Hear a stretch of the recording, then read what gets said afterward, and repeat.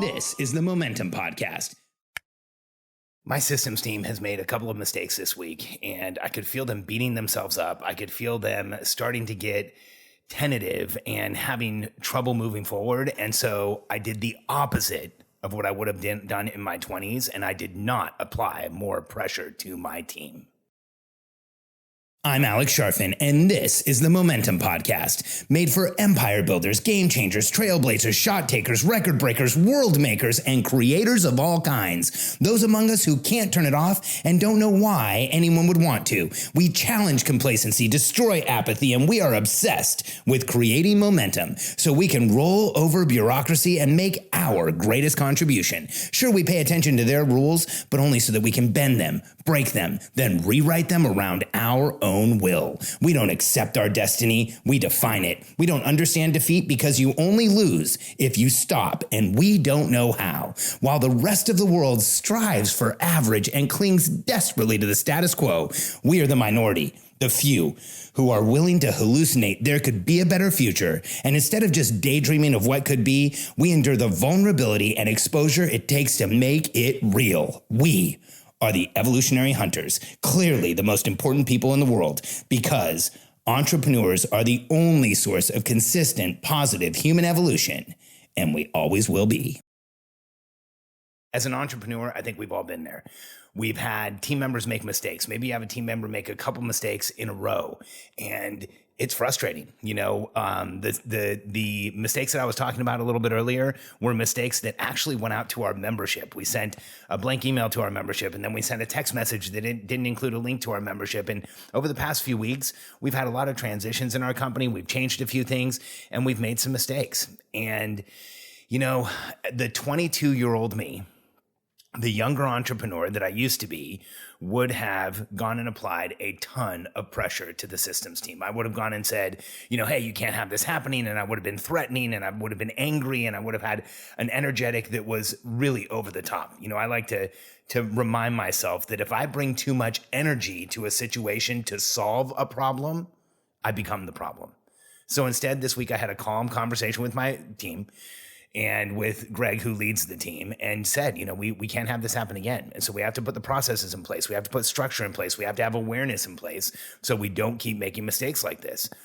Because here's what I want you to understand. I learned as an entrepreneur after really far too long leading people. Probably took me about 15 years to start learning this, like mid-30s, I started learning it. And really until my early 40s, until I started really understanding how to put it into practice.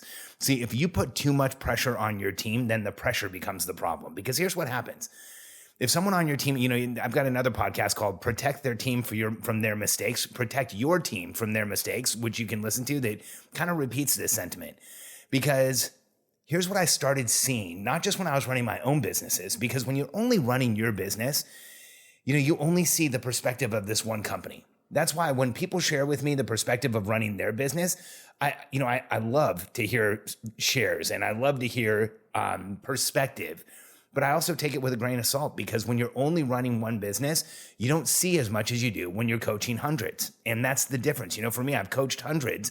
So I've actually revised how I feel about things more than once just by watching in the numbers of people that we've coached what's going on. I've actually changed my opinion dramatically on things by working with so many different companies, because when you're inside your own company, it's hard to have perspective. And so here's what I realized working with dozens of companies at a time, sometimes over 100 companies at a time, and thousands of companies throughout my career, is that when a team starts making mistakes, and mistakes become endemic, they just become part of the process. When an entrepreneur comes to me and is like, oh, my team's making so many mistakes, and they just can't stop, and it's been weeks or it's been months, and there's so many issues, I think I'm gonna just fire everybody and start over. Here's what I now know. Oftentimes, not all the time, but oftentimes, those mistakes are being made because the entrepreneur is putting far too much pressure on the team. Because here's what happens. If somebody's working in an entrepreneurial company, I make the assumption they want to do well. If somebody's working in an entrepreneurial company, I make the assumption that they actually want what they're doing to mean something on a day-to-day basis, or they could go be a number in a larger company. If somebody's working in an entrepreneurial company, I actually believe in some way or in some part, they believe in that entrepreneurial goal. Now, if you ever discover that one of those three things is not true about a team member of yours, they shouldn't be on your team. But I make the assumption that that's why people are on entrepreneurial teams to begin with. And here's what I found. When mistakes start being made, what often happens, and this is what I used to do, the entrepreneur would get upset, concerned, they'd feel constrained, they'd feel frustrated, and then they would start putting more pressure on the team. And here's what happens. You have somebody on your team who's saying, man, I screwed up. Now I don't want to screw up. And then the entrepreneur puts more pressure on the whole team because something happens. I don't want to screw up. Something happens. I don't want to screw up.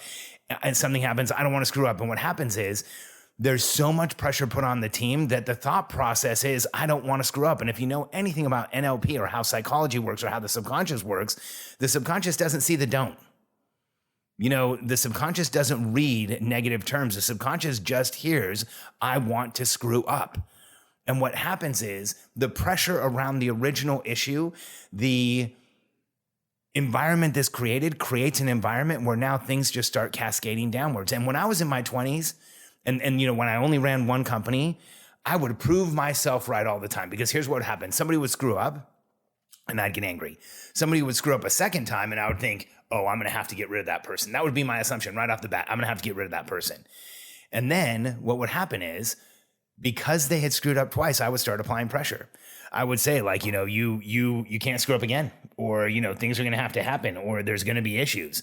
And I would apply more pressure, and hey, I want to make sure you're doing the right thing. And I'd put them on a performance plan, and I'd dig in and I'd get frustrated. And all of that pressure I created, what do you think happened? They would start screwing up again. And then I would fire them and I would go, see, I was right. I knew that person was going to fail. But what I didn't know until now, and when I look back on my early employment career, where I was working with team members and being an employer, not employment, but employer career, as a career as an employer, I think, man, there's some people that I really owe an apology to, because I don't think I ever gave them a chance. And, when I think back on those things, people always say, what would you go back and do differently? And I always say, I don't really want to change a lot about my life, because everything that has happened has been a lesson. I've learned from it. I've applied those lessons and I've moved forward and things have gotten better. I believe in divine timing and divine order. The right things happen at the right time. But the one place I would like to have seen some type of adjustment is on the effect that I had on certain people throughout my career. I feel like I had a very negative effect on them. Now, going back to divine timing and divine order, hopefully that effect moved them forward, or I was the catalyst for them to do something great or something like that. But that's the one place where I do sometimes find myself thinking about that. And so for you as an entrepreneur, when your team makes a mistake, let them know that it's going to be okay. Let them know that, you certainly do not want it to happen again. But when you go over the top, when you're screaming, when you're yelling, every once in a while I see a Facebook post from somebody who makes it publicly, an entrepreneur with a team, who says something like, my team screwed up again today, so I really let them have it. I just, went off the hook. I yelled at them. I made sure they knew that they didn't want to make another mistake, and things are really great today. And I always think, man, you don't realize what a negative equation you're setting up in your company when you do that. Oftentimes I'll be the one person who posts the comment underneath and says, hey, this is one of the most detrimental things you can do to your team, and I'll explain why. Oftentimes that ends the comments on those posts. And so remember that phrase I shared with you earlier, like maybe use it as an entrepreneurial mantra. When I bring too much energy to a situation to solve a problem, I become the problem. And when your team makes a mistake, the more that you can still support them, still let them know that you care, still let them know that they are a vital team member, that we all make mistakes. It happens to every single one of us, especially in a growing entrepreneurial company, where a lot of times you and your team are taking a step off a cliff each day and hoping that the dirt fills in, because that's how it is to start something new. That's how it is to grow something from scratch. That's how it is to take something from 6 to 7 and 7 to 8 figures. And so remember, the more you support your team, the more confident they feel, the more clear they feel, the more committed they will be to your purpose and to your cause, and the better they will do as team members, and the more they will put out there as entrepreneurial personality types. I wish I had learned this lesson far earlier, because I think I could have saved a lot of challenges with human beings, and I could have helped a lot more people. Not that we're not helping a ton of people now, but I could have helped a lot more people earlier. So I'm glad to share this with you. And if you're an entrepreneur who's growing a business and you want to get to those numbers I was talking about, you've got a 7-figure business, you're ready to take to 8, and you want to create some predictability in your business, go to my company URL, simpleoperations.com. There's a quick survey there you can fill out to jump on a call with my team, and we can show you how to predictably grow your business, get the help that you need, communicate with your team so everyone understands what's going on and they're fully utilized, and start growing your company fast. We are one of those few organizations out there that has a laundry list of companies that we've taken from 7 to 8 figures, and we do it consistently, and we'd love to be able to help you. Simpleoperations.com. And we look forward to talking to you. Jump on a call with my team and we'll explain to you how we can help. And remember, when your team makes a mistake, you can be the catalyst to them understanding the lesson behind that mistake, to getting past it, to putting process in place, and to moving forward. When you protect your team from their mistakes, when you don't go over the top, when you help them understand that that happens to everyone, you'll see your team members step up, continue to move forward, take initiative, and grow. Check out simpleoperations.com, fill out the survey, and jump on a quick call with my team. We look forward to hearing from you.